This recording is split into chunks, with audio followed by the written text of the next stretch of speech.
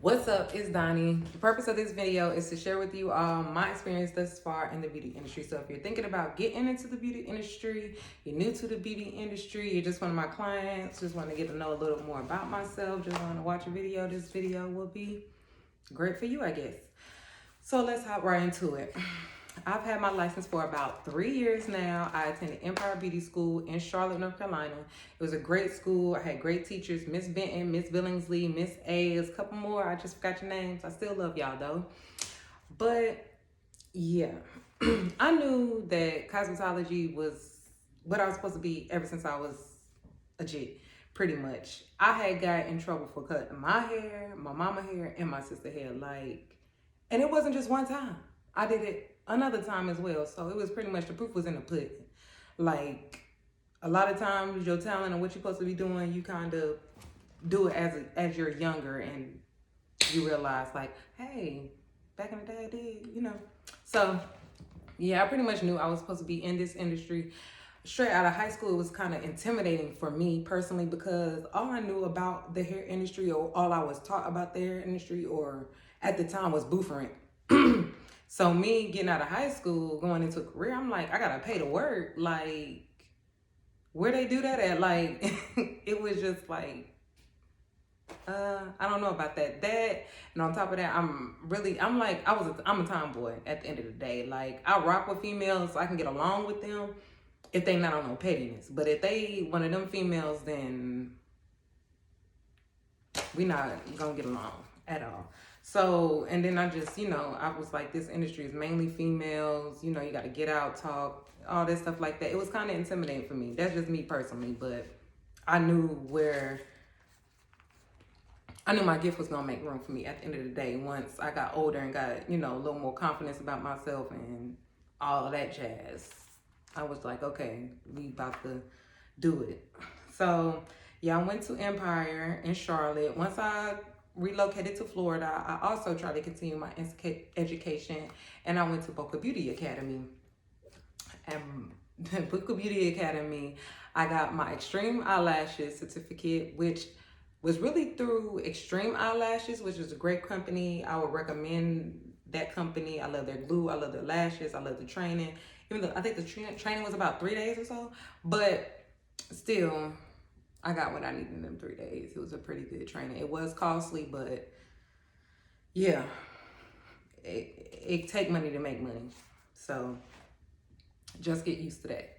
But when it comes to these schools, just make sure you do your research. A lot of times you excited, you eager, you just want to get out there and go.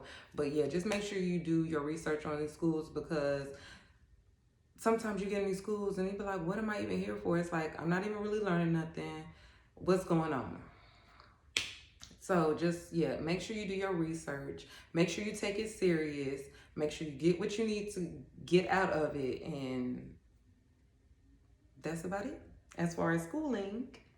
So let's get into wages, what we all doing it for, why we decided to go sit through all them hours, all the lecture, all the stress, and all that. Wages, yeah. So with most salons, it's salary, commission, and booth rent. Straight out of cosmetology school, I went into commission, which wasn't really that bad because the salon that I went to, they had clientele for me. They did start me off at 50-50 because I started off with my temporary. Once I got my full license, it was going to be a 60-40 split, which was pretty much what you're looking for. 50-50, 60-40, 70-30, baby, don't go no less than 50-50. But I promise you, somebody probably is going to try you. But yeah, at the end of the day, 60-40 is the key and higher because you're doing most of the work at the end of the day. Even if they do bring the clientele to you, you doing work. So just make sure at the end of the day, you try to get that 60-40 or above. Yeah, this particular salon, they offered to pay for classes and everything. It was pretty a good setup. The only thing that I didn't like about this salon was that they was trying to get your girl to sign a contract. Baby, I used to be in the Army. I was on a contract. Shortly thereafter, once I learned, I was like, this really ain't for me. I mean, I love that experience. That's a different video for a different time. But I was on some stuff like after I experienced the contract, I ain't getting no more contract. I'm a Sagittarius, by the way, at the end of the day. So I love my freedom. I don't get away.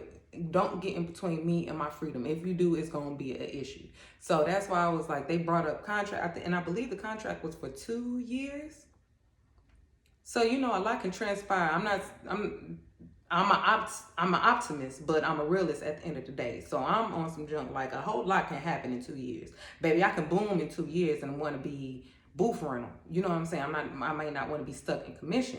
Or you might switch up on me at the end of these 3 months, and then I realize what I'm really getting myself into. And a lot of contracts in the beauty industry, it's like, okay, if you decide to not work here, you break this contract, well, you can't work within a 50-mile radius of my salon. And depending on how big your city is, or where the most population clientele is, where you really want to be at, 50 miles, 25 miles, that's a big radius. So make sure when these contracts and stuff, make sure you read it. I know you're gonna be excited after you get your license, after you get out here, you like, I want a job. But yeah, if you never experienced the contract, I definitely wouldn't suggest jumping into no contract with some years behind it. Like, no, like, and really what you need to realize is, at the end of the day, these owners, they're not looking out for you. They're looking out for them at the end of the day. So if they present a contract at the end of the day, they're pretty much trying to secure the bag for that long. And really, if you looking at for your best interest, you need to be trying to secure your bag. Make sure you come first, not the salon. They're gonna be all right. Just make sure you come first. So yeah, commission is okay. So after that commission salon, I left. After they tried to get me with the contract, I went to another commission salon, which that salon was all right. You know, I had a little clientele, but really mainly I was kind of like a shampoo girl. And girl, no, that's not me, baby, no. So, I mean, like I said, it was a good experience. I had some clients there, and another thing, if you're working commission and the owner of the salon is trying to require you to work Monday through Friday, pretty much 40 hours a week, and your commission, say you work 40 hours, and at the end of the day, at the end of the week, your commission is only $100, but you've been there 40 hours, you know that don't sound right. I knew it ain't sound right. So I started doing my research.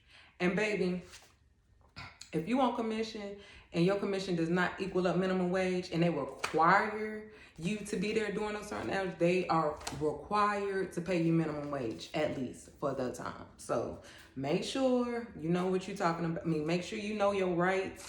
Make sure you know, because they looking out for their best interest at heart, and they're not looking at for you. Just to share a little story, it was a girl I knew that was supposed to be at a salon helping out. She was a faithful being there every day. She had told me that at the end of the 1 week, she didn't receive no pay. But you up there every day, shampooing for her, cleaning up for her, you know, holding the camera for her. You an employee, but she not paying you like an employee. Like, that's and people will, when I say will try you like that, they definitely will. I'm so serious. And I'm gonna just give it to y'all straight up.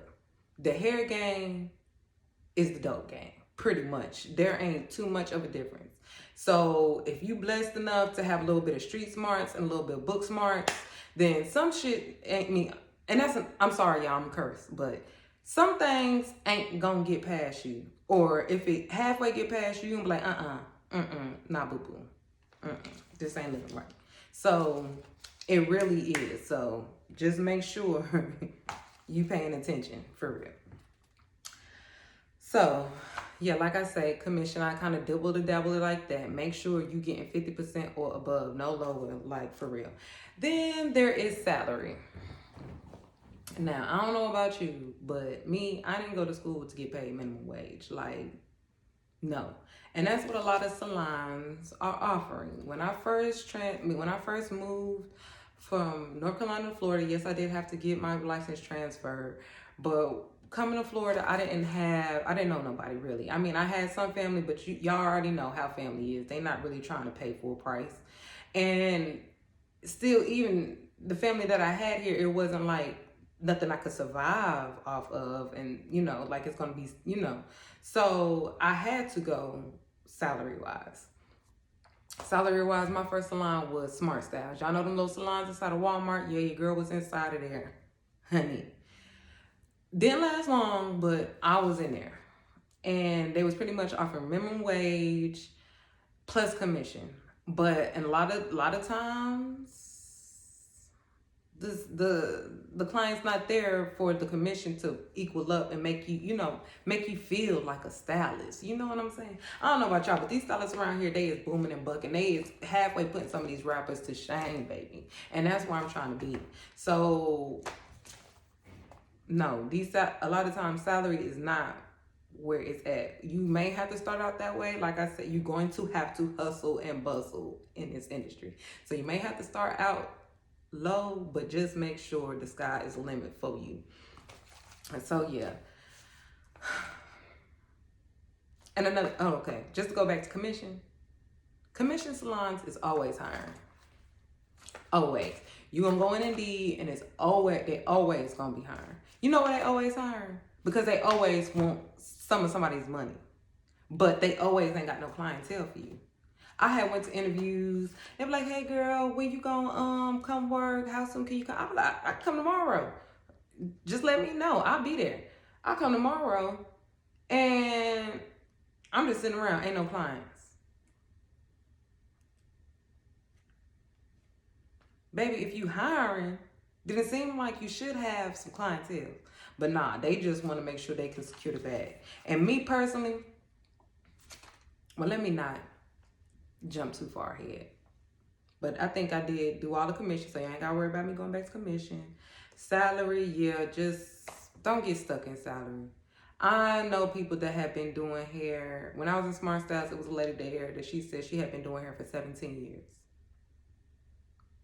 I'm not trying to be in this industry for that long and not having my own, or not saying that I'm on booth rent or something. You know what I'm saying? Like, just don't get stagnant. Just always try to grow and be great and be all that you can be, baby.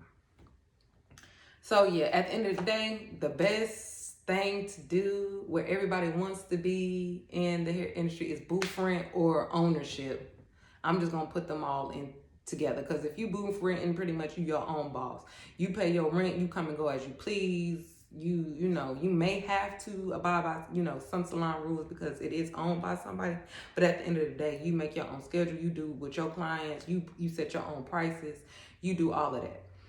Now, I dabbled in booth rent, but that is something that I have not just fully just like, okay, yeah, I'm on a contract, because that's another thing. Normally when you're on booth rent, there is a contract where you have to sign or have to be there for a certain amount of time.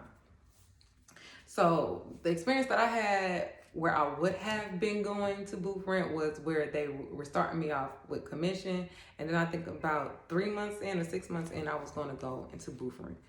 But booth rent is not what I would suggest for anybody just getting out of higher school, not unless you already got a clientele. Because it really don't make no sense for you to be making $125 this week and your booth rent is $125. Baby, where is the profit? Just think about it. I understand you want to be your own boss. You is your own boss. This is your talent. Your talent gonna go anywhere. So at the end of the day, just think of it like that. You are your own boss. You're in control of your life. So yeah. But outside of all working in the salon, one thing that I have done and one thing that I am going to continue to do until I get there is I work out of my house, baby. My little apartment. My booth rent at the moment is my rent. I got me a room set up. Sometimes I do it like outside of the room, but most of the time, yeah, I got my little sanctuary set up. I got my barber side over here, make sure everything clean. I got my towel set up in the back. It's pretty much a salon. It's just in my house. Literally, I have a sink. I shampoo my clients in. Don't get discouraged about working in your house. People love coming to the house. My clients, if they smoke, they can smoke here. If they drink, they can drink. It's just, if they got hair loss issues, they ain't got to worry about nobody looking all up in their head. So just make sure your house is clean. You operate everything how you got to operate. And yeah, ain't nothing. The only people that talk bad about hair, at-home hairstylists, is the ones that ain't working at home. And they probably not even working at the salon. They're probably not even working nowhere. It always be the people that ain't got nothing going on that always want to talk about something. So just make sure you get your hustle on. Do you, be great, baby. Okay, so outside of salary, let's talk about salon life. Now, I mentioned earlier, the hair game is the dope game. Like, so serious.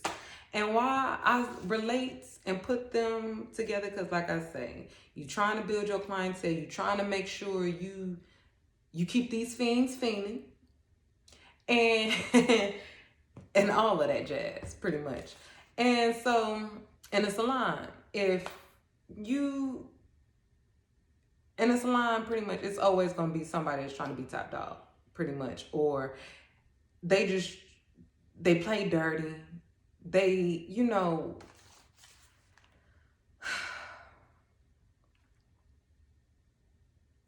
they're intimidated, they're jealous. It's just a lot. Coming out of the hair industry, being new, like I've only had my license for 3 years. But if not even trying to toot my own horn either, but if you were to put my work up against some of these stylists that have been out here for 10 plus years or so, there's not a bigger difference. Sometimes even my work may even look better than their work. So and at the end of the day, you know what that means? That means that if you go into a salon, you potentially taking money out of somebody else's pocket. Even though it's your talent, it ain't your fault that your talent is, that you got, you don't work on your craft and try to perfect your stuff to make people want to be drawn to you. Everybody not going to look at it like that. They're going to be looking at like, okay, this is the next one I got to knock off because she interfering with me and my money. I have worked in salons where I have told clients, I'm going to be here such and such day, such and such time. They call, they try to book with me, and Petty Betty over there talking about she not going to be here this day. But I can fit you in. I can do such and such. People are really like that. Trust me, I'm telling you, in this industry, you're going to have to stay prayed up, saged up, meditated up. Whatever you do to keep calm, you is going to have to do it in this industry. Because when I was in school, we used to have this apron that said future professional. Baby, a lot of these salons ain't professional. Nowhere near it, no way, no how. But please, at the end of the day, this is your career. Please remain professional, because the world is small sometimes. So you can act a fool over here and be like, oh, all right, whatever, I'm about to go to another salon. And somebody might be like, you know what? I remember her. She was always on some extra stuff. She was, you know what I'm saying? So your name out here is something. So just try to remain professional, even though folks be on some other stuff. Just try to be you. And like another thing, these owners of these salons, they don't care about nothing but they sales. They don't care about nothing but their money. But you got to make sure you care about yourself at the end of the day, for real. Because a lot of these owners too, they set up a salon, they put it up there, they put some people in charge. They don't even care who in charge, just as long as they get their bag at the end of the day. And then when you go in the atmosphere in the salon is just stagnant and but they don't even care because they're getting their money at the end of the day. But the employee is a revolving door. The clientele, like, is revolving. So the owners really, if you get some owners that care, then you can be in a good place. But if you get some owners that don't care, then baby. And one thing, watch your money. Watch your money, watch your money, watch your money, watch your money, watch your money, watch your money, watch your money. Watch your money. These owners will play with your money. These employees will play with your money. The receptionist behind the desk will play with your money.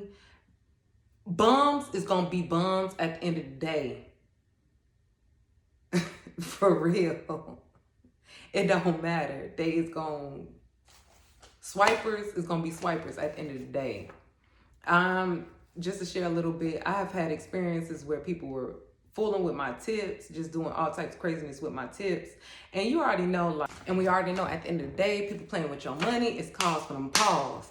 But we are professionals at the end of the day, or we strive to be professionals. So yeah, I have had to woosah a whole lot. And I'm just getting started, baby. So yeah, just make sure you watch your money, keep track of your money. But you know what I'm saying? Set folks straight if you have to, for real. Clientele. Yes, we love our clientele. At the end of the day, customer service is a big key, a big part is of anything. But at the end of the day, you can't let your clients get in your chair trying to tell you what to do, how to do it. If you knew so much, lady, you could have did your hair at your house. You didn't have to come and stress me out at all. But yeah, your clients will. But just know that you in control. If you got a vibe that ain't clicking with your vibe, or you already know it might take you out of character. The best thing for you to do is just be like, you might need to find you another stylist because it ain't gonna work here, baby. So yeah, and be all right with that. Everybody ain't for everybody. If you a people pleaser, baby, please get out of that in this industry because it's not gonna work. I mean, it may work, but a lot of times you may be stressed out at the end of the day. A lot of times you may get squandered out of some money because if you always people pleasing, if you tell people your price $80 and they're like, well, I only got 70, then you know what I'm saying? And people will try you like that as well. Stick to your price, know your worth. When you first get started, your prices may have to be low or whatever, just to get people in the door, just to showcase your work, just to be able to get some pictures and stuff like that to build up your portfolio. But once you got your portfolio, baby, let them prices go up, let them people pay because they're gonna pay.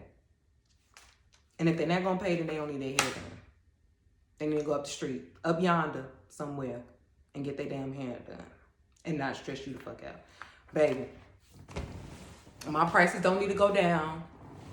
That pocket need to get up. That bag need to get up, baby. So no, don't let them get you like that. Just know your worth. Stay with your worth because folks is always trying to put you on a clearance rack, baby. When you need to be final, yeah. Ain't nothing marked clearance around here, baby. Just know your worth. And just know you're gonna have to get your hustle on. Stay hustle. This is a hustle all the time, every time.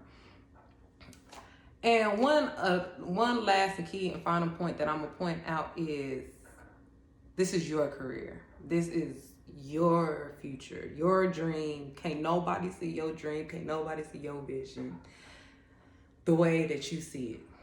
So don't take no outside advice. Matter of fact, what I've experienced the most is people that ain't never been in my industry, ain't never touched a comb to nobody else's head want to give me the most advice. Baby, how you gonna be giving somebody advice on something you don't? That's like me trying to get marriage advice, and I ain't never been married.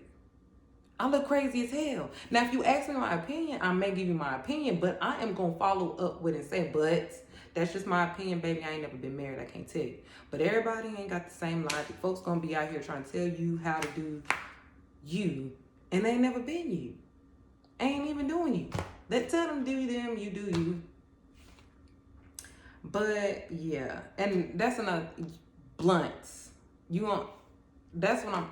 See, like I say, I am a blunt, very blunt person. I can be. A lot of people don't get to experience that part of me because I really don't want to offend anybody, or I'm just on some stuff like you really not that important, so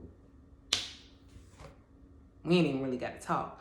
But you really are going to have to stick to your guns, let people know what's up, and yeah, timid is not what you need to be, not what you need to be in this industry, baby. You is a boss. You is the boss. You is the bitch. That whatever you need to tell yourself in the morning to get your confidence up, to get up. That's what you're gonna need to tell yourself and do with yourself every day. Because this is a $1 billion industry. The money is here, the money is out here, baby. Get it and don't stop until you get it all. And pretty much that's what's it. That's all for now. I don't want to take up all y'all time. But if there's anything else, any questions, comments, anything negative, y'all can keep to yourself. Say the drama for y'all mama or whatever. But yeah, this has just been my experience in the beauty industry. There's much more to come, much more to come, because your girl is not done. I promise you, I'm gonna touch $1 million before I leave this earth, and I'm gonna have something to pass down to my kids, my children, all them. Like, just speak it, claim it, and just be fabulous, baby. I love y'all.